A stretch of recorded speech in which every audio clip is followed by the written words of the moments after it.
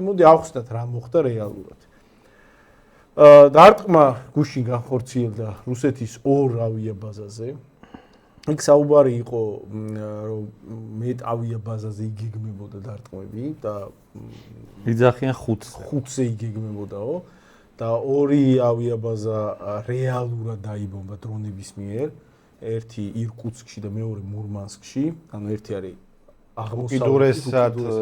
აღმოსავლეთში, მეორე ჩრდილოეთში. ციმბირის მიმართულებით ეს საკმაოდ აღმოსავლეთსა და ბაიკალის მიდამოებში და მეორე არის ჩრდილოეთის მიმართულება და ორივე ბაზა მდებარეობდა ისეთ დისტანციაზე, რომ უკრაინიდან მის დაბომბვა უკრაინის ხელთ არსებული შეიარაღებით იყო შეუძლებელი.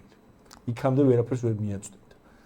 თან დაიდო კადრები, რომლებიდაც ჩანდა, რომ აშკარად დიდი დაზიანებები მიადგა ამ ავიაბაზას, ან სტრატეგიული ბომბდამშენების წყება იქ რაღაცა ერთეულები, ვთქვათ 10-ის დაახლოებით 10-მდე ერთეული ჩანდა ჯამში, რომელიც აშკარად დიდ დაზიანებებს ფეთქდებოდა და იწვოდა და ასე შემდეგ. ეს იყო გახვეული და თავიდან გაუგებარი იყო რა მოხდა.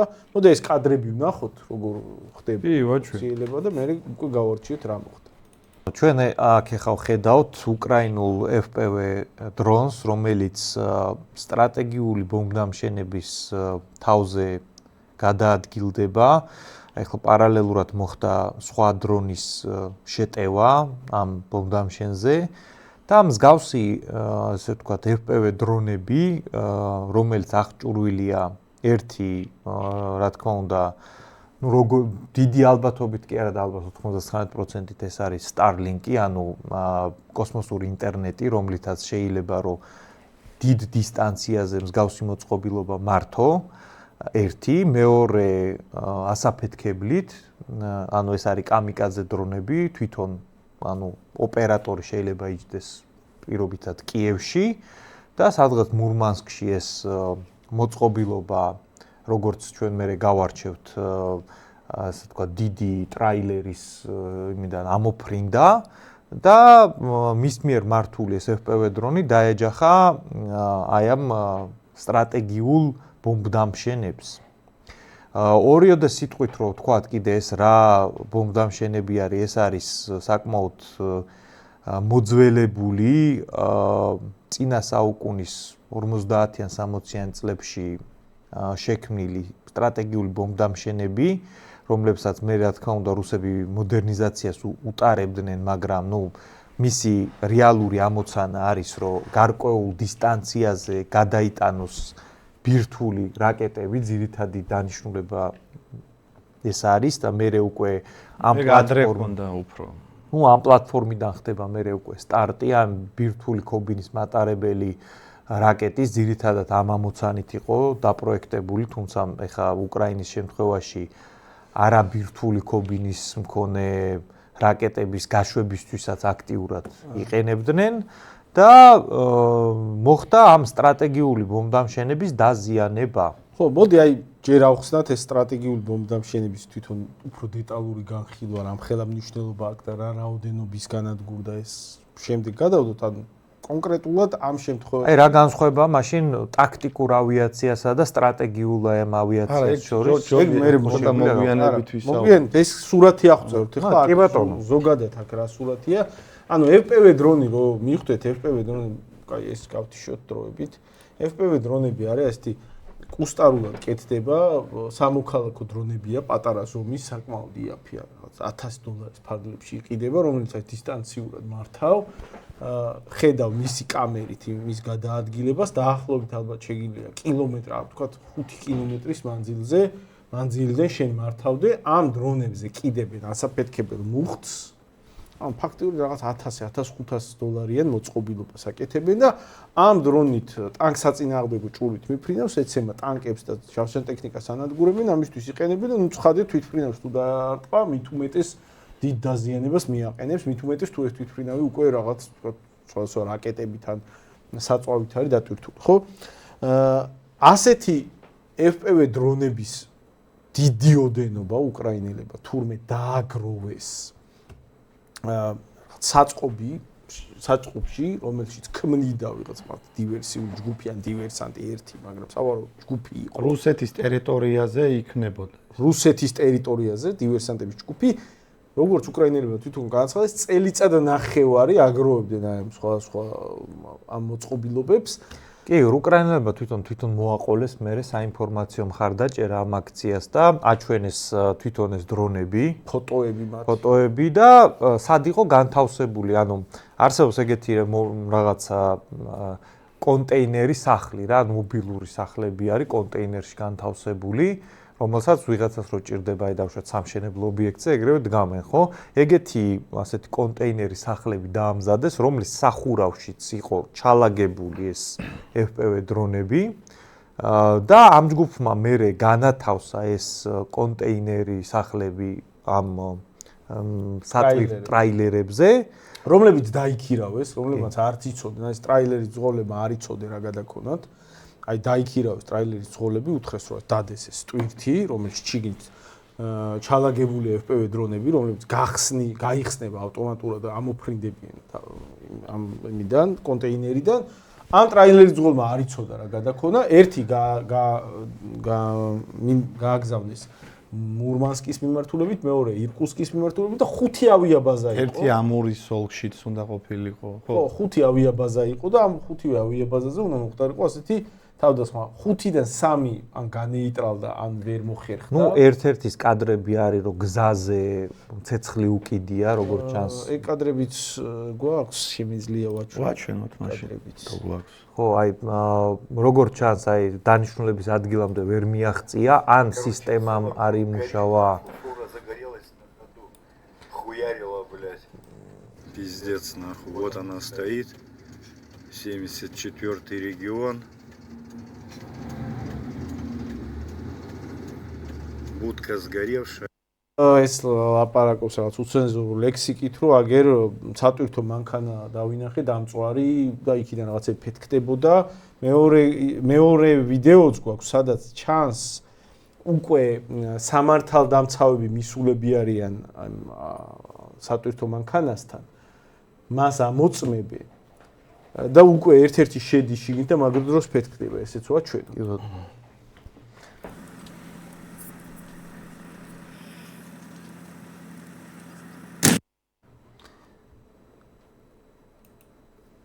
ანუ ეს არის როგორც ჩანს ამას ამოწმებდნენ და ფეთქდება, თუ ეს ნამდვილი კადრებია. არა, ეგ ნამდვილი კადრებია, ხო? ანუ ნაწილმა ესე ვერ მიაღწია, მაგრამ ორგან, ანუ ორ ავიაბაზასთან მივიდა ეს კონტეინერები და დაიწყო ამ კონტეინერებიდან დრონების აფრენა. ხო, დრონების აფრენა ჩემი აზრით მან დაიხლა სპეციფიკა წერა რა ვიდეოც ვაჩვენეთ ამ ბაზის თავზე რომ დაფრინავენ. ხედავთ რომ ერთი FPV დრონი მიფრინავს და იღებს და ამასობაში სხვადასხვა აფეთქებები ხდება. სხვა დრონები მოფრინავენ და ურტყავენ თვითფრინავს, ხო? მე მგონი მან და ახლოს იმყოფებოდნენ, ყოფილიყვნენ მან ოპერატორებიც, იმიტომ რანაირად ეს რანაირადაც იმართება. მე არ მგონია რომ მანდ ოპერატორები ახლო იყვნენ, გეტყვი რატო? მე მგონია რომ ეგ იყო Starlink-ით. აი Starlink-ის პრობლემა რაშია? Starlink-ით ასე მართვა სადღაც რაღაც სხვა იმიდან, რა ქვია, ამის სხვა კონტინენტია, ციმბირში მართვა იმით, რა ქვია. დაგვიანება ექნება, მაგრამ მან და ასე ეფექტურად მართვა, რომ ეს ასე აშკარად მიდის და ლაივ რეჟიმში უყურებს ძალიან გამართულად იმართება იმ მომენტში, როცა აფეთქებები ხდება და კარგად აკვირდება. კი, მაგრამ უძრავი სამიზნერო არის. სამიზნე კი უძრავია, მაგრამ თვითონ ეს ამბობს ხარისხს, გადაღების ხარისხი, ეს სიგნალი ხო სადაც გადაეცემოდა ვიღაცა ხო იწევდა. ანუ ეგრეთ წოდებული ლაგი უნდა კონდეს, ანუ იმათ აგვიანება სიგნალის, მაგრამ ну რავი მე მაგალითად უფრო მაგ ვერსიას ვებხობ, თუმცა მაგას ხა ალბათ დიდი პრინციპული მნიშვნელობა ამ მომენტში არა აქვს ადგილზე ოპერატორი იყო თუ მარტივი ლოგიკა იქნებოდა სადღაც 5 კილომეტრში ვიღაცა ტყეში ზის და რაღაცა უჭირავს ახლა იმას როგორ შესაძლებელია ანუ სხვადასხვა ვერსია არსებობს ამასთან დაკავშირებით ანუ საიდან იმართებოდა უშუალოდ ეს კამიკაძე დრონი ერთ-ერთი ვერსიით რაც ზურამ აღნიშნა რომ უბრალოდ ინტერნეტით ხდებოდა დისტანციურად, საერთოდ რუსეთის ტერიტორიაზე არ იყო ოპერატორი. მეორე ვერსიაც შეიძლება რომ ყოფილიყო სადმე რუსეთის ტერიტორიაზე, იმიტომ რომ ერთ-ერთი მაგ სატვირთოს მძღოლი გაგუდული იპოვეს, ანუ რაღაც სპეციფიკური გასაგუდი რაღაცით კისერზე, ამიტომ ანუ პლასმასის ხამუტით ხო, ვითმით იყო დახჭობილი. შესაბამისად შეიძლება გადასამოწმებლად, იმიტომ რომ ხო შეეძლოთ რუსებს ეგრევე ინტერნეტი გაეთიშათ. ნუ Starlink-ს რამდენად გათიშავდნენ, არ ვიცი, მე ჩემი ვერსიას რითი გავამყარებ, გეტყვით რა, მე მაგალითად რუსების მხრიდანაც მაქვს ეგეთი ექსპერიმენტი ნანახი, როცა ანუ მოსკოვში მყოფი ოპერატორი დონბასში არსებულ დრონს რომ მართავდა, მე დემონსტრაციულად აჩვენეს თავის დროზე რუსებმა, ანუ მსგავსი რაღაცა მე მგონი შესაძლებელია. კაი, მოდი ამ ტექნიკურ დეტალებში ძალიან სიღრმეში არ ჩავიდეთ. იმის მიუხედავად ადგილზე იყო ოპერატორი თუ დისტანციურად მართავდა Starlink-ით, მოხდა ამ დრონების აწევა HR-ში. სხვათა შორის ერთ-ერთი ვიდეო იყო, არ ვიცი გვაქვს თუ არა, ადგილზე რომ სხვა სატვირთოების მძღოლებმა დაინახეს, რომ ეს დრონები ფრინდებოდნენ, ვიღაცები მერე ცადეს, რომ ამძვრალიყვნენ და ზოგი ქვებს ესრო და ზოგი რაღაცა, ანუ ვიღაცებმა თავისით შეჩერება ცადეს, ამიტომ აი თქვენ თუ გახსოვთ ომის პირველ წელს ხო იყო ეგეთი უკრაინული ლეგენდა, რომ კიტრის მწნილით ბებიამ დრონი ჩამოაგდო და არ ვიცი მაგისი კადრები არა გვაქვს, მაგრამ ვიღაცებას ცადა. ეხლა რომ ვიღაცებმა ქვებით დრონები ჩამოაგდეს, მაგის კადრები ყოველ შემთხვევაში არის. და მოხდა მოკლედ ამ სტრატეგიულ ავიაციაზე დარტყმა. ორ ავიაბაზაზე, ერთი მურმანსკის ოლქში, ოლენია ქვია ამ ბაზას. მან შეაღწია ამ დრონმა და მეორე ბაზა იყო ირკუტსკის ოლქში, ქვია ბელაია. კაი, ეხლა მოდი გადავიდეთ ყველაზე მნიშვნელოვან თემაზე. რაზეც მიდის ინტრიგა რაზეც არის და როცა ეგ კადრები გავრცელდა, მთელი ქართული ინტერნეტ სივრცე და მთელი ყველა ხო ასახელებდა უკრაინელების მიერ გავრცელებულ ციფრს, რომ 41 თვითმფრინავი გაუნადგურეთ რუსებს, რაც არის მათი სტრატეგიული ავიაციის 38%. აი ესეთი განცხადება გააკეთა უკრაინულმა მხარემ და პრინციპში აი საზოგადოებაში ხა ვინც ამაში დიდად მერე გადამოწმებას არ ახდენს, ეგ ინფორმაცია არის დღემდე ჩარჩენილი და დიდად მაგის რევიზია არც მოხდება. ანუ ხალხმა ეგ ეგრე გაიგო. ეხა ვინც დავუშვათ ჩვენ არ გვიყურებს ან რაღაც სპეციალურად ინტერნეტში არ ეძებს, თუნდაც დასავლურ წყაროებს, იმიტომ რომ მე რაღაცა სხვა ინფორმაციები წამოვიდა, მაგრამ აი მასიურად ხალხმა ეს ამბავი გაიგო ესე, რომ უკრაინელებმა 41 თვითმფრინავი გაანადგურეს რუსული სტრატეგიული ავიაციის, რაც მათი სტრატეგიული ავიაციის რაღაც 38%, ანუ თითქმის ნახევარი სტრატეგიული ავიაციის გაუნადგურეთ, რუსებს აწიფა ჩათვალეთ, რომ აღარ აყავთ. აი ეგეთი ინფორმაცია მოაყოლეს უკრაინულმა მხარემ. ეხა რეალურად რა გვაქვს ჩვენ ამ მომენტისთვის ფაქტობრივად დადასტურებული, როგორც ვიდეო კადრებით, ისე თანამგზავრის საშუალებით. კი ბატონო, მოდი ერთი რაღაცა ვთქვათ. თუ უკრაინელები იძახიან, რომ რუსების 28 სტრატეგიული ავიაციის 38% გაუნადგურეს და ეს არის 41 თვითმფრინავი, გამოდის რომ რუსებს უკრაინელებისვე აღიარებით ყავთ დაახლოებით 110-მდე. არა, ეს რეალურად, მაგრამ 38% არის, ну, 100-ზე ცოტა მეტი თვითმფრინავი უნდა იყოს სტრატეგიული ავიაციის ჯამში, რომ 41-ის განადგურება იყოს 38%-ის განადგურება. ნუ ძალიან უხეში მათემატიკით. აი უკრაინელებმა რაც თქვეს, იქიდან გამოვიყვანოთ ეგ. ხო, რუსული მონაცემებით დაახლოებით 130-მდე ყავთ სტრატეგიული ავიაციის რაოდენობა. პრობლემა არის შემდეგში. უკრაინელების სიტყვების იქით 41 ციფრი არაფრით არ არის გამყარებული, 41 განადგურებული თვითმფრინავი, არანაირი სხვა ფაქტობრივი რაიმე დამადასტო ფოტო, ვიდეო მასალით არაფრით, არათუ არ არის გამყარებული, ახლოსაც არ არის არაფერი დადებული ფოტოების რაოდენობა 41 ციფრით. ანუ პრობლემა არის შემდეგში. ფოტო და ვიდეო მასალა, რომელიც აი მე ახლა ჩვენ რა ვიდეოებით გაჩვენთ, აფეთქებების. ნუ ეგ რაც არის, ეგ არის. და ეგ არის ვიდეო მასალა, რომლითაც შეგიძლია რომ კონკრეტული ლოკაცია დაადგინო, ანუ იმ კონკრეტულ ასე თქვათ, საავიაციო პარკი, სადაც არის განთავსებული, ჩვეულებრივად ადგილების მიბმა ხდება, ანუ გეოლოკაცია რო ხერხდება, აი რო გამოვიტანოთ პარალელურად თუ შეიძლება. კი, ამის გარდა, ამ ვიდეოს გარდა არის კონკრეტულად უკრაინელებიც დებდნენ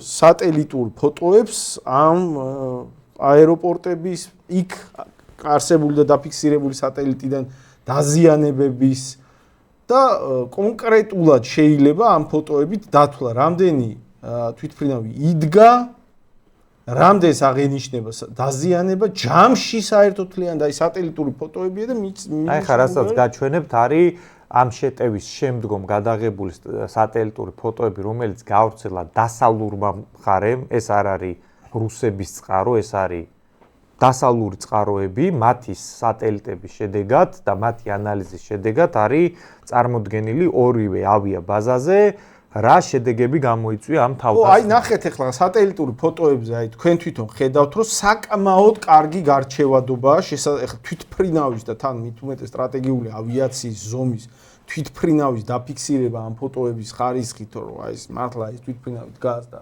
დაზიანებული განადგურებულია. ნუ აი ხედავთ, რომ ეს არის პრობლემას არ წარმოადგენს და ცხადია, რაც ურამე დაფიქსირდა დაიდო, ის ყისიერად ფოტოები გაკეთდებოდა, სატელიტების რაღაც ძალიან უხვი ქსელი აქვს დასავლეთს და შესაბამისად ამის მოძიების, ამ ინფორმაციის მოძიების და ფაქტების დადების პრობლემა დასავლეთს არ აქვს. ეს შეგვიძლია მოვაშოროთ. და მოდი აი ჩემ მხრიდან დავამატებ ერთ პატარა კომენტარს კიდე. უკრაინელებს, აი მე მაგალითად მაგ წინასწარი დათქმით ვაკეთებ ანალიზს, რომ უკრაინელებს აი რისი განადგურების ვიდეოც ჰქონდათ, მე ვარაუდობ, რომ ყველაფერს გაავრცელებდნენ, იმიტომ რომ ეს არის ძალიან ეფექტური, როგორც მედია საშუალებით, ისე რუსების დემორალიზებისთვის, ამიტომ მე ვარაუდობ, რომ რაც დადეს ვიდეოები, ეგ აქვთ. მეტი და უკეთესი რო ქონოდათ, ჩემი აზრით იმასაც მოაყოლებთ. არა, ეგეც კარგია, რაც დადეს ძალიან სერიოზული. მე მაგაში არ შევდივარ. მე რამას რატო ვამბობ, იცი, შეიძლება ვიღაცამ მერე გითხრას, რომ თქვენ მაგ ვიდეოების ანალიზით რო ცდილობთ დათვალოთ რამდენი დაზიანდა, შეიძლება უკრაინელებმა მეტი დააზიანეს და მაგას რატო ითვლით ეგრე? იმიტომ ვითვლით, რომ ეს რახან არის FPV დრონები, ესე იგი ოპერატორს ამისი ვიდეო გამოსახულება, რასაც ურტყამს, აპრიორი აქვს, ისე ვერ ურტყავს. ესე იგი უკრაინელებს რასაც დაარტყეს იმისი ვიდეო გამოსახულება თავისთვის უეჭველი აქვთ.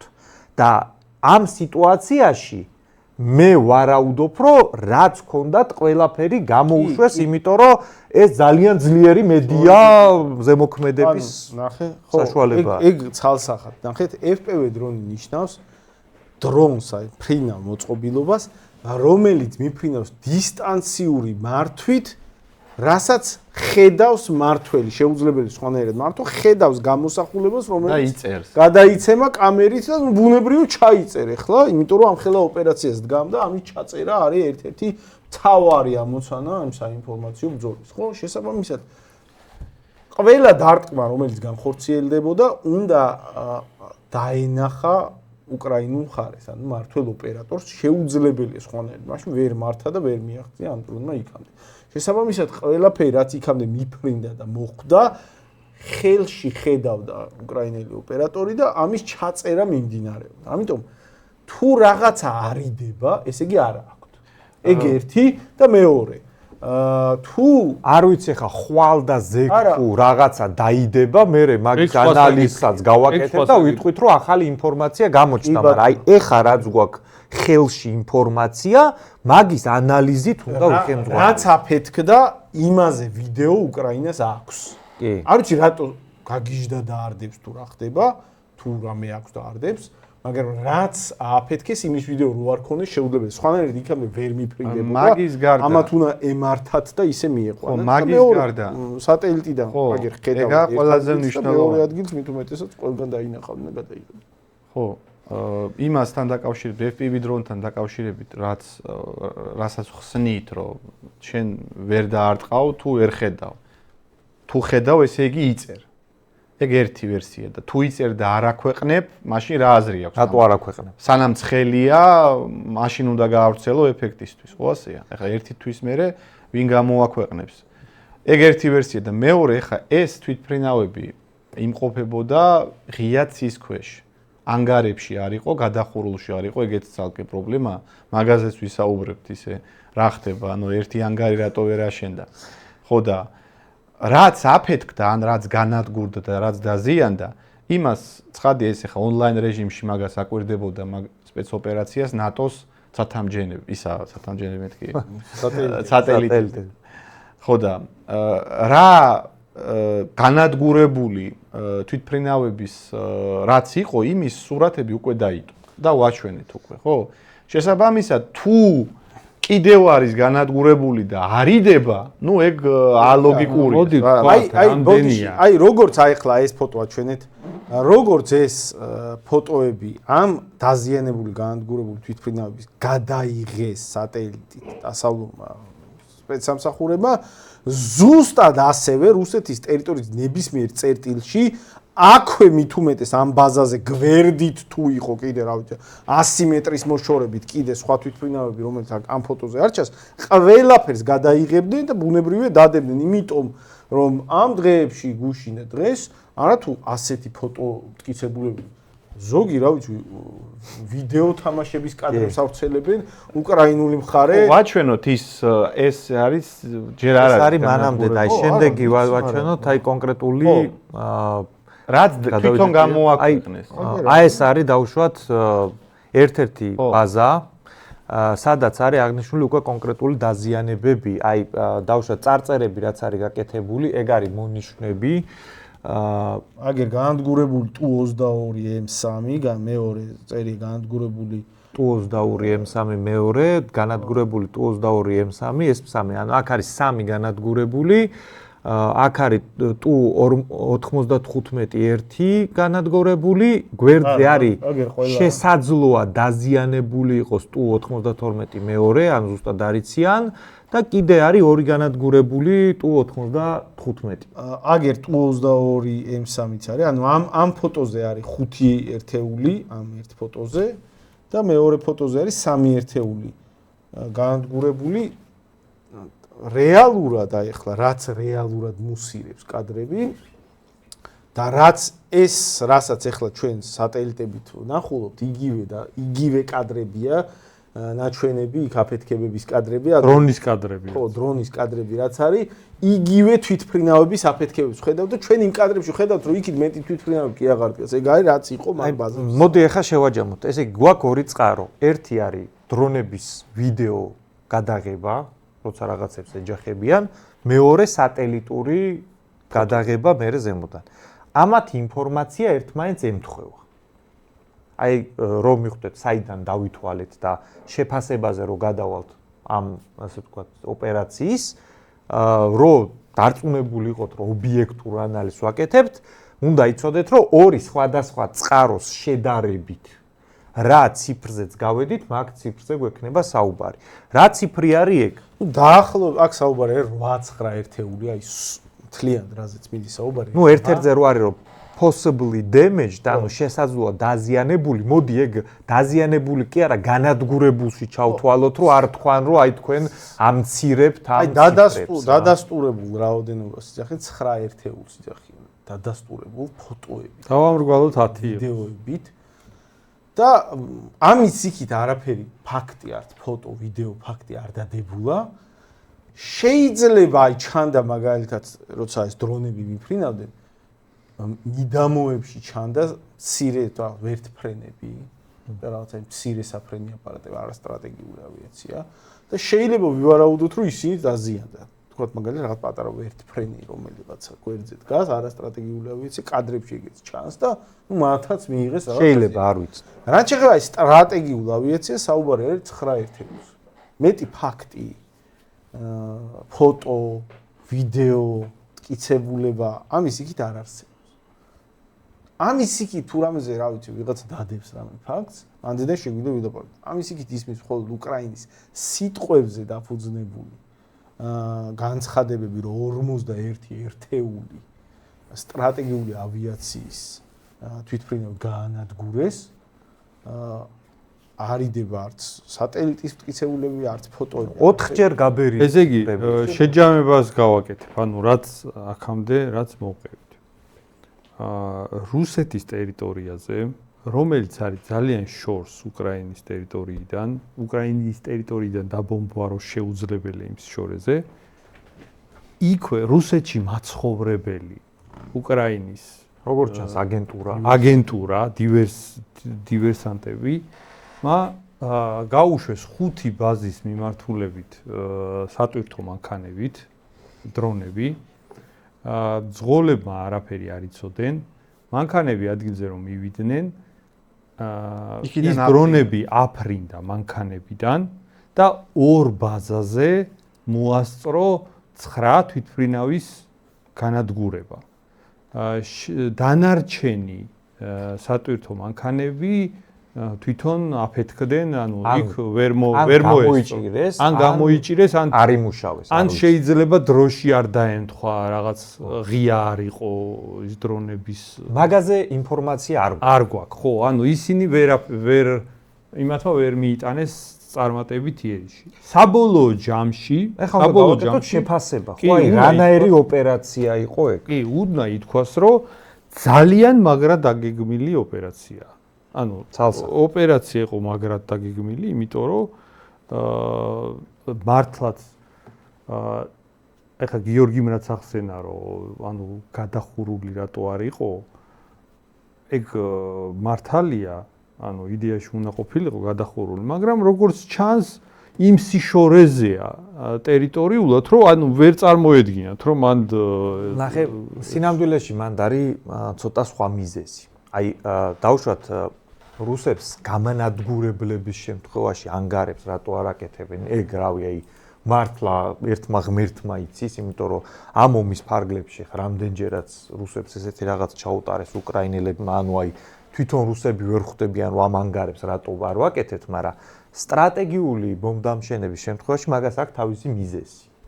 მიზეზი არის, როგორ ქვია, SNV-3 სტრატეგიული თავდასხმითი შეიარაღებების შეზღუდვის შეთანხმება, რომელიც არსებობს ამერიკასა და რუსეთს შორის. ბოლოს შეთანხმება განახლდა 2021 წელს.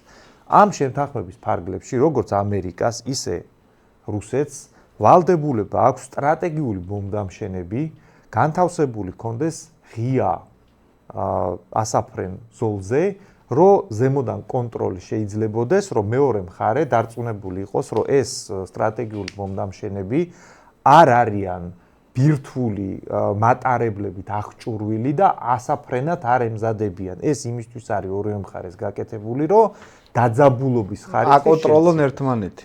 ანუ სტრატეგიულ ბომბდამშენებს ანგარები რატო არ ქონდათ მათი დისლოკაციის ბაზებზე, არ ქონდათ იმიტომ, რომ ეს შეთანხმება არის. მართალია ბოლო პერიოდში რუსეთი მაგ შეთანხმებიდან გამოვიდა, ну ამ ომის ფარგლებში ახლა 2021 წელს კი განაახლეს, მაგრამ ის არ არის გაკეთებული. არ არის ვერ მოასწრეს როგორც ჩანს, ან არც იზრუნეს მაგაზე, რომ ეს ანგარები მოდი ასე ან ჩათვალეს, რომ მე ისევ შევთანხმდებით და ეხა ანგარები მაშენებიეთ თუ რუსების ბოდიშა რუსული ტერმინი უნდა ვიტყო, რაღაცებში ეს დალბაიობობა და ზერელე დამოკიდებულება. მოდი ეგ ვთქვათ, აი ვერსიები არა მართლებს, ხო, ანუ შენი ვერსია რაც ეხლა შენ ჩამოყალიბე. არა, ეს უბრალოდ დოკუმენტია არის. ანუ არსებობს ამერიკასა და რუსეთს შორის სტრატეგიული შეთანხმება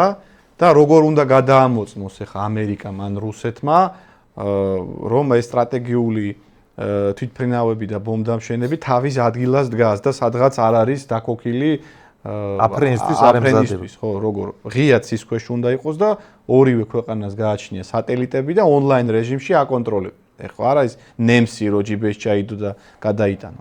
მაგრამ როგორც ასევე ზურამ დაამატა 2021 თუ 22 წლიდან არ მახსოვს, მე მგონი 22 წლიდან. განახლება 21-ში მოხდა, მაგრამ 22-დან მე მგონი რუსები გამოვიდნენ და ისიც არ ლოგიკური ჩანს. ეხლა ამ ომის პირობებში ორ წელიწადში ანგარები რო ვერ ააშენეს, ეგ მე მგონია მოდი ვთქვათ, რომ უკიდურესი შტერობა. მე მგონია ეს საკითხი უკავშირდება უბრალოდ აი რუსებს აქვთ კაი ეგეთი გამოთქმა ავოს. არა, ავოს ტრადიციაისტო, ხო, ეგეთი აი კიდე ბეზალაბერნასი, აი კაი სიტყვებია, აი რუსულად კარგად ჟღერს. ქართულად, ну, როგორ თარგმნოთ? უპასუხისმგებლო დაუდევრება აკადემიურად, ანუ დაკიდება უბრალოდ. ხო, როგორ ჩანს, მაგ აეროდრომის ხელმძღვანელობამ ჩათვალა, რომ მურმანსკში და სადღაც ირკუტსკში, ციმბირში ვერაფერი ვერ შეაღწევს და ობიექტურად მართლაც ეგრეა, ანუ უკრაინის ტერიტორიიდან უკრაინელებს არაფერი ისეთი შესაძლებლობა არ აქვს, ტექნიკური შესაძლებლობა, რომ მაგ მანძილზე მიიტანონ იერიში, არც დრონი, რაკეტები მით უმეტეს. ნუ აქ საუბარია უკრაინის ტერიტორიიდან რო აფრინდეს და მაგას გულისხმობ უკრაინის ტერიტორიიდან, სადაც საბრძოლო მოქმედება მიმდინარეობს. გასულ წელს თუ ვართები 23-ში იყო, მოხდა ეგეთი ფაქტი, უკრაინელებმა ოღონდ ბევრად მცირე მასშტაბის ააფრინეს FPV დრონია რუსეთის ტერიტორიიდან. და ამ FPV დრონებზე დაკიდებული იყო ასაფეთქებელი მუხტები, არა იმ გაგებით, რომ დასაჯახებლად გამზადებული ფორმით, არამედ ჩამოგდების ფორმა ქონა აქ და ეკიდა რუსების ზბროსებს ეძახიან ასაფეთქებელი მუხტი, რომელსაც აგდებენ და დავარდნის მომენტში ხა პატარა მუხტი აქვს იმას და ისე დაზიანებას ვერ იწევს, მაგრამ მაინც იწევს და ანუ მაგის გამოცდილება რუსებს ქონათ და ისედაც ხომ დაფიქრდნენ, რომ FPV დრონი $1000 შეიძლება დივერსანტმა იყიდოს, დაკიდოს რაღაცა. იქვე ადგილზე, ხო. რაღაც ხელყუმბარა და ჩამოაგდოს. როგორც მინიმუმ, ან ტანკს აწინააღმდეგო ჭური ვიღაცა შეიძლება და დააზიანოს თვითმფრინავი, რომელიც მილიონები ღირს. ხო და ეგ არ შეძლო. ეგ არ ხსნის, ანუ როგორ რაღაცა იცი 2000 რომელ წელს გამოვიდა რუსეთი ომი რო დაიწყო, ის შეთანხმება განეიტრალდა, ხო? ეხა ანგარის აშენება როგორ რაღაცა იცი, აი წარმოვიდგინოთ, აი რაღაცა ბოძები ჩაარჭეს და ალუმინით გადახურეს, და რაღაცა ჟეშტი გადახურეს, ამისგან დაიცავს. კი, ამისგან. სურო რაკეტა ესროლო, ნუ იმ ანგარში რაღაცა დამცავი ეფექტი ექნება. არა, რაკეტა საიდან საიდან ეს უკრაინიდან ვერ არა, რაკეტისგან ეგ ვერ დაიცავს, მაგრამ იმ ანგარში რამე დგას, არ დგას, ეგ მაგას ცალკე დაზვერვა უნდა. ამიტომ და ესეთი დრონი ვერაფერს ვერ ამისგან დაიცავს ასევე აი ეს დრონები, შორს მოქმედი უკრაინული დრონები შედარებით მცირე მუხტიანია, ისიც ეს არ არის რაკეტა. ხო, მაგრამ ის 2000-3000 ხო და რომ ახლოს იყოს, ახლა ახლოს მაინც ხო უნდა აშენო, ანგარებს არ აშენებდნენ არცად. და ეს ანგარები დაჯდებოდა რამდენიც, აი რა ვიცი, ერთი თვითმფრინავის, აი ახლა 9-10 ერთეულს ხო ვიძახი, 9 ერთეულს, კაი 10 ვთქვა. $1 მილიონი. მოდი 10-ზე დავამრუგო. $1 ხო არის. უკრაინელებმა არ ჩათვალო. აი 8-ზე გვაქვს ზუსტი ინფორმაცია, ერთზე არის რომ დაზიანებულია, ეგ დაზიანებულის განადგურებულად ჩავთვალოთ და ერთი დავამატოთ კიდე რომ მრგვალი ციფრი იყოს 10 ვთქვა. ხო 10 ხო გაუნადგურეს დაუშვათ, ხო 10-დან 1 რაც დაჯდებოდა, მაგ თვითმფრინავის ფასად ალბათ მთელი სტრატეგიული ავიაციის ანგარები და იქით არასტრატეგიული ავიაციის ანგარებიც რო დაამატო, აი ჯამში ეყოფა და რაღაც და გვერდზე ჩოგბურთის სპორტსაც ააშენებენ კიდე არ ვიცი. ეგ არ გააკეთეს, ეხლა რა ვიცი, თავისთავად უნდა დააბრალონ, ეგრე უდგებიან რეალურად, ეგრე ომობენ და უკრაინელები ხა, ნუ ერთია რომ მაგას იყენებენ და მეორე შემოქმედებითად უდგებიან.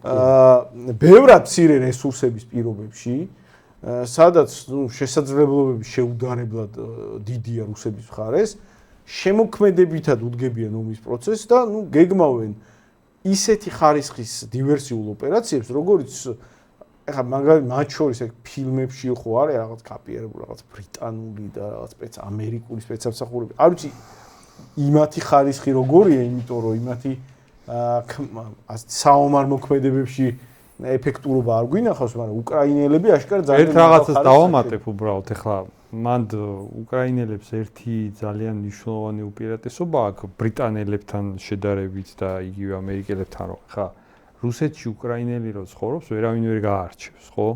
ვერავინ ვერ მიხვდება ის დივერსანტია თუ ხო და ეხლა ბრიტანელი თუ ცხოვრობს, ყველასთვის გასაგებია, რომ დივერსანტი. ინფილტრაცია მურმანსკში ეხლა ვიღაცა ბრიტანელი უკვე შპიონია აპრიორი, ხო? ბრიტანეთთან ომი რო იყოს და ბრიტანელი რო ცხოვრობდეს რუსეთში, პირდაპირ გასაგები. მე ეხლა დროს ვიხელთებ და თითქმის 1000 კაცი გიყურებს, ამიტომ მოგიწოდებთ, ეს მარტო YouTube-ზე.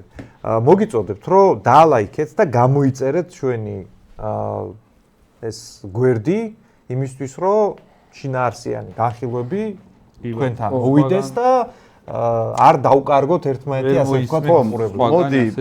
მოდი შევაჯამოთ. ხო, მაგისკენ წავიყვანოთ საუბარი.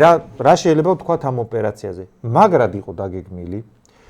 სრულად რეალიზება ვერ მოხერხდა, იმიტომ რომ 5-დან 2 ობიექტზე დაარტყეს, მაგრამ მაგის მიუხედავად საკმაოდ ეფექტური ღონისძიება იყო.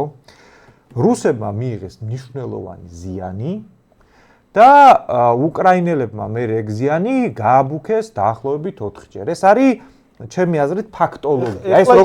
ეს როგორი რაღაცა იცი? ეხა ამაზე მე მგონი არ ღირს როგორი ტიპის დავა იცი, რომ აი ვინ ვისკენ არის, ვინ ვის გულს შემატკივრობს, ვის რა უხარია, ვინ სლავა უკრაინშიკია, ვინ ეს მაგას საერთოდ უნდა ადამიანი შეეშვას იმ ფლანგზის გასაგონად თუ ამბობ აი ნერვიულობს ხოლმე. ფაქტი როგორ არის, იცი? ფაქტი უნდა მიიღო როგორც არის. აი ეს ფაქტოლოგია არის მართლა ეგეთი, მაგარი ღონისძიება გამოუვიდათ უკრაინელებს სათავისოდ და ეფექტურიც. არა 100%-იანი ეფექტურობით, არა იმ რაოდენობით, სადღაც 4-ჯერ გაბერეს შედეგები, რაც რეალურად იყო, მაგრამ ეფექტურია. აი ეს არის ფაქტი. ეხლა შეგვიძლია რომ ამის შედეგების ანალიზზე გადავიდეთ. მოდი ეხლა სანამ შედეგებზე გადავალთ, მაგაზე ვილაპარაკოთ, რომ სინამდვილეში უკრაინელებს ეხერხებათ მაგრად რაღაცის შესრულება და მერე მაგ შესრულების გაბუქება და საინფორმაციო მონეტიზაცია. აი რაღაც თელ სოფლიოს მოსდებენ, რომ აი საქართველოში მაგალითად ლიბერალებმა ვიღაცებმა ჩათვალეს, რომ მორჩა რა რუსეთის ამბავი დამთავრებული. რაღაც ერთმა დრონმა რაღაც რუსეთი ბეჭებზე დასვა. ხო და მოდი სანამ ამაზე გადავალთ, აი რა ეფექტი გამოიწვია. მატერიალური თვალსაზრისით რას ნიშნავს 9 თვითმფრინავის აფეთქება რუსეთისთვის. ეგეც ხო მნიშვნელოვანია, იმიტომ რომ თუნდაც აი ეს საუბარი რომ რუსეთმა დაკარგა 30% თავის სტრატეგიული ავიაციის და ასე შემდეგ. ანუ 30 არ გამო. არა, ეგ იყო ვერსია, რაც არ არის დადასტურებული, დადასტურდა რომ 9 ერთეული განადგურდა და რას ნიშნავს ახლა ეს 9 ერთეული? მაგაზე ვისაუბროთ, ორი სიტყვა. სტრატეგიული ავიაცია ავხსნათ მართლა რა არის? სტრატეგიული ავიაცია არის ავიაცია, რომელსაც აქვს შორს მოქმედების, დიდ დისტანციაზე მოქმედების და დიდი წონის გადატანის საშუალება, ანუ დიდ დისტანციაზე შეუძლია რაკეტა. ანუ ატომური იარაღით შეუძლია იდეაში, რომ სტრატეგიული ავიაციის ამოცანა, მისი დასახელებიდან გამომდინარე არის სტრატეგიული ამოცანების გადაჭრა. ანუ თუ დაუშვათ რაღაცა ის თბილისშიც რო აწყობდნენ და ანუ ჩვენ საავიაციო ქარხანაში ხო ქონდა დაუშვათ შტურმავიქს რო ეძახიან, ხო? ანუ მოიერიშე თვითმფრინავებს ვაწყობდით, ხო? ეგ არის, ხო, სანამ რაღაცას ვაწყობდით, ხო? ეგ არის ფრონტზე მოქმედი თვითმფრინავი. დაუშვათ იგივე გამანადგურებელი, ხო? მაგისი ამოცანები არის ტაქტიკური, აი ფრონტის რაღაცა კონკრეტულ მონაკვეთზე საჰაერო უპირატესობის მოპოვება ან კონკრეტული ჯავშან კოლონის გაანადგურება. ეგ არის ტაქტიკური ამოცანები. აი მოწინააღმდეგის ინდუსტრიული ცენტრები გავანადგუროთ, ქალაქი წავშალოთ მიწისაგან, ატომური იარაღი. ანუ სტრატეგიული ომის ბედს როცვლის ეგეთი ამოცანების გადასაჭრელად მეორე მსოფლიო ომიდან მოყოლებული გამოიყენება სტრატეგიული ავიაცია. მათ შორის ატომური იარაღიც რო არ იყო, სტრატეგიული ბომბდამშენებით ხდებოდა მაგალითად მოკავშირეების მხრიდან გერმანიის ინდუსტრიული ზონების ხალიჩისებრი დაბომბვა, რაც სტრატეგიულად ამოცანას ჭრიდა, რომ საერთოდ ვეღარ აწარმოებდნენ იარაღს. ანუ შენ თუ რაღაცა კონკრეტული ხიდის აფეთქება კი არ გინდა, აი დრეზდენს რაც უქნეს, რომ აი ქალაქი წაიშალოს ეგ თუ გინდა, მაშინ იყენებს სტრატეგიულ ავიაციას. არა, ეგ მაგას იყენებდნენ მეორე მსოფლიო ომის დროს. ხო, დღეს სტრატეგიული ავიაციის ფუნქცია ცოტა დაკორექტირებულია, იმიტომ რომ თუნდაც ეს Tu-95-ები რაც განადგურდა, ეგ არის 1952 წელს, ანუ სტალინის დროს აშენებული თვითმფრინავი, რომელიც უკვე აღარ იწარმოება, პროპელერიანი ძრავები აქვს. ხო, თვითმფრინავი, რეაქტიულიც აღარ არის, ანუ რეაქტიული. ფლაჟორის მაგ ბაზებზე Tu-60-ებიც იდგა. რეაქტიული 160 უგაცრავად, რომელიც ბევრად უფრო თანამედროვეა და ბევრად უფრო ძიმეა და გეომეტრია რო ეცვლება ფრთების მაღაზიაში. ხო, რეაქტიულია, უფრო შორს მიფრინავს და შემდეგ, უფრო ტექნიკურად მოდერნიზირებულია. ეს Tu-92 95M-ის მოდერნიზირებული ვერსია, ეს არის სტალინის დროს წარმოებული თვითმფრინავები, რომელთა ფუნქციაც ეგ იყო ადრე, რომ ძალიან ბევრი თავიდან ეგ ფუნქცია იყო, რომ პირდაპირ ტონობით უმართავი ბომბი დრეზდენზე დაეგდო, თუმცა ბირთვული ქობინი. ან ბირთვული ქობინი, თუმცა, მერე მოდერნიზირდა, როდესაც უკვე ბალისტიკური კი არა, ფრთოსანი რაკეტები გაჩნდა, ამ თვითმფრინავებზე შეიძლება ბირთვული მუხტის მქონე ფრთოსანი რაკეტაც ჩამოკიდო, ეს თვითმფრინავი აფრინდება, და გაუშვებს ამ იმას ფრთოსან რაკეტას. თუმცა დღეს უკვე ეს ცოტა რთულია, იმიტომ რომ როგორც კი ეს თვითმფრინავი აფრინდება, ეგრევე ნატოს რაკეტიანად ჩამოაგდება. გამანადგურებელიც აფრინდება, ეგრევე დააფიქსირებს, თუ ეგ ბირთვული ის აქვს. და ამ თვითმფრინავებს ძირითადად იყენებდნენ უკრაინის დასაბომბად, აი უკრაინის ზურგის დასაბომბად ფრთოსანი რაკეტებით ბირთვული ქობინის გარეთ. იდეაში მაგ თვითმფრინავის გამოყენების ტაქტიკა ეგეთი იყო, რომ საკუთარი ტერიტორიიდან ხდება გასროლა, რა, აი უკრაინას როგორ ბომბავდნენ, იწევა ეს აერში, დაუშვათ სადღაც ტერიტორიიდან. კასპიის ზღვის თავზე ხდებოდა ხოლმე მაგის გასროლა და ტრიალდებოდნენ ისე, რომ უკრაინის დაუშვათ საჰაერო თავდაცვის ზონაში არც კი ხდებოდა ეგ ბომბდამშენი და ეხლა მოდი ციფრებზე გადავიდეთ, იმიტომ რომ მე მაგალითად ძალიან მნიშვნელოვნად მიმაჩნია, რომ აქ რაღაცა მათემატიკური ანალიზი გავაკეთოთ და არა რაღაცა ემოციური თემები, ხო? მოდი უკრაინული წყარო რაც თავიდან ვახსენეთ, იმის ლოგიკას გავყვები ისე. უკრაინელების ნათქვამი იყო, რომ 41 გაუნადგურეთ და ეგ არის 38% მთლიანი სტრატეგიული ავიაციის. რაც გამოდის ჯამში რუსებს უნდა ყავდეს დაახლოებით 105-107 ერთეული სტრატეგიული ავიაცია. კი ბატონო, თვითონ რუსების განცხადებით სადღაც 120-130 ყავს, მაგრამ მოდი არ დაუჯეროთ რუსებს, დაუჯეროთ უკრაინელებს. არ დაუჯეროთ რა, ეკი როგორი რაღაცა იცი, შეიძლება ვიღაცამ ასეთი რაღაცები შეიტანოს ეჭქვეშ, მაგრამ რაც ასეთი საერთო ჯამური ცნობები არსებობს, რუსებს ყავთ 57 ერთეული Tu-22, 47 ერთეული Tu-95 და 16 ერთეული Tu-160 ახალი ვერსია, რომელსაც ეხლა უშვებ, ჯამში გამოდის დაახლოებით 120 ერთეული. ამ 120 ერთეული. მაკედან შეიძლება რომელიღაც არ არის მუშა მდგომარეობაში, ზოგი შეიძლება არ არის ეფექტურად გარემონტებული და მოდი აი უკრაინულ ვერსიას გავყვეთ, რომ 105 ყავთ. ანუ 105 მუშა მდგომარეობაში. 105 მუშა მდგომარეობაში სტრატეგიული ავიაცია. მოდი მაგას გავყვეთ. მე რატო ვამბობ, იცი? რუსების ვერსია რო არ დაგვაბრალ, უკრაინული ვერსიას გავყვეთ. დააკლდა 9 ერთეული, 105-ს დარჩა 96. ანუ ეგ არის. მოდი კიდე დავუმატოთ, აი 90 დარჩა.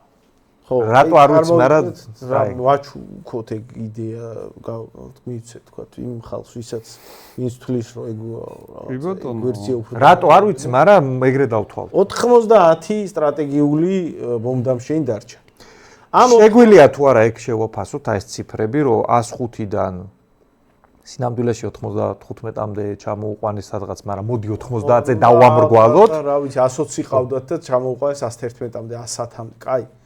ჩამოუყვანოთ 90. ყველაზე ოპტიმისტურად ვითვლი, აი ჩავთვალოთ, რომ ბევრი გაანადგურეს, რომელიც ვერ ვნახეთ, რატო არ ვიცი და 90 გახდა 100 და შეგვიძლია თუ არა ჯერ აი უკრაინელებმა როგორც შეაფასეს ისე რომ რუსებს ფაქტიურად სტრატეგიული ავიაცია აღარ აყავთ, ეგრე შეიძლება თუ არა ეგ შეფასდეს. 100 ყავდათ ვიღაცა იძახის თქვა და დარჩა 90, ნუ მე მგონი ყველას ესმის რომ ეგ არ შეესაბამება სიმართლეს. 100-დან 90 თუ დარჩა, ესე იგი ავიაცია მაინც ყავს. 10%-ით შემცირება. მით უმეტეს თუ სურათი არის ისეთი, რომ აქ განადგურდა ძველი ვერსიის რაღაცა წარსულიდან დარჩენილი თვითმფრინავები, რომლებიც მოძველებულია. სტალინის საჩუქარი. სტალინის დროს დაპროექტებული, სტალინის დროს კი არ შეიქმნა, ვიღაცამ შეიძლება არასწორად გაიგო, დაპროექტებული პირველი მოდელები შეიქმნა იმ დროს, მაგრამ მე ცხადე მოდერნიზაციის განიცდიდა, მაგრამ საბჭოთა დროის შემდეგ ესენი აღარ იწარმოებოდა, ძველი ვერსიები განადგურდა, მაგრამ პარალელურად რუსები წელიწადში 4 ერთეულ თუ 160 უშვებენ, ანუ ეხლა დააჩქარეს მათ წარმოება და წელიწადში 4 ერთეულს როგორც რუსები აცხადებენ, გასულ წელს 4-ია წარმოეს, იმის წინა წელს კიდე 4-ია წარმოეს. ანუ ეს არის შემდეგი თაობის უკვე ზებგერითი რეაქტიული იგივე ფუნქციის მქონე სტრატეგიული ბომბები. ხო, უფრო უკეთესი ვიდრე განადგურდა. ანუ 2 წლის, 2.5 წლის საწარმო მარაგები, რაც 2.5 წელში უნდა აწარმოონ რუსებმა, ეგ გაუნადგურეს. რა თქმა უნდა, ეგ არის მნიშვნელოვანი დარტყმა, ძალიან დიდი დარტყმა ასეთი ოპერაციისთვის, როცა რა ვიცი, წესით უნდა მარტივად დაგეცვა თავი და ანგარები უნდა ქონოდა, მაგრამ ლაპარაკი იმაზე, რომ რუსებს აღარ აყავთ ავიაცია, ან რუსების ავიაციის შესაძლებლობები დრამატულად შემცირდა, ეგ ნუ ძალიან შორს არის სიმართლისგან და რატო? ამ ავიაციას საერთოდ გამოყენება თუმეტეს ამ მომთან მიმართებაში ქონდა როგორი, რა ვიცი, რაღაცა ეს სტრატეგიული ბომბდამშენები ფრინდებოდა, მიქონა რაკეტები, ფრთოსანი რაკეტები, რაღაც მანძილზე რომ მიუახლოვდებოდა და ამ რაკეტებს უშვებდა, ბრუნდებოდა უკან. რუსებს ფიზიკურად არ ქონიათ არასდროს იმდენი რაკეტა ერთდროულად მარაკში და იმდენი რაკეტა არ შეიძლება ქონდათ, მაგრამ არ გამოუყენებიათ, არ გაუშვიათ, რომ არ ვიცი, ალბათ 10-ზე მეტი ესეთი ბომბდამშენი რომ აფრენილი შეიძლება 15 მაქსიმუმ. არ მახსოვს, მაგრამ შეიძლება. მაგრამ რაც არის, აფრინდა 5 ასეთი ბომბდამშენი ცნობები რაც იდება, 7 ასეთი ბომბდამშენი, 4 10 ეს არის უკვე დიდი ციფრია. ამ ბომბდამში შეუძლია არაერთი ფრთოსანი რაკეტის თითოს წაღება. არაერთი ისე ხო ზუსტად. მგონი 8 რაკეტა მეაქ, ან თითო პილონზე 2 მაგრდება, ორივე ფრთაზე 2 პილონი აქვს. ნუ 8 რაკეტის რო წარმოვიდგინოთ. ანუ 8 რაკეტას თუ უშვებს, არ მახსოვს ახლა ზუსტად, მაგრამ არაერთი ისე ახლა 10 რო გაუშვებს, მაგაზე მეტი რაოდენობა რაკეტების რუსეთს ნუ არც მახსოვს ერთი ზალპში როდის გაუშვეთ. ანუ 10 ეგეთი ბომბდამშენი არის კოლოსალური ზომის სარაკეტო შეტევა, როგორზე დიდსაც რუსეთი უბრალოდ ფიზიკურად არ ვერ ახერხებს და ნუ კაი მაქსიმუმ თუ რაღაცა გაგიჟდა და ძალიან ბევრი შეძლო და პირობითად გააორმაგა თავისი რაღაცა 20 ხო? ნუ 90 თუ დარჩა, 100 თუ დარჩა ასეთი ბომბდამშენი, მაგის პრობლემა არ ექნება და შესაბამისად გვესმის რომ სამხედრო თვალსაზრისით, აი რაშიც გამოყენებას შეძლებს მით უმეტეს უკრაინისთვის, ამ ომის სურათისთვის არ იცვლება აბსოლუტურად არაფერი. ანუ უკრაინის ომისთვის საჭირო 10 ბომბდამშენი 20 ვერ გამოიყენებს ასე ერთბაშად ალბათ. მაგრამ აი საჭირო 10, 15, 20 ბომბდამშენი დარჩენილი 100 ბომბდამშენი და ხო? მაგის პრობლემა არ ექნება, მით უმეტეს ყოველ წელს იწარმოება რუსების მიერ 4 ერთეული. მოდი, მაშინ მაგას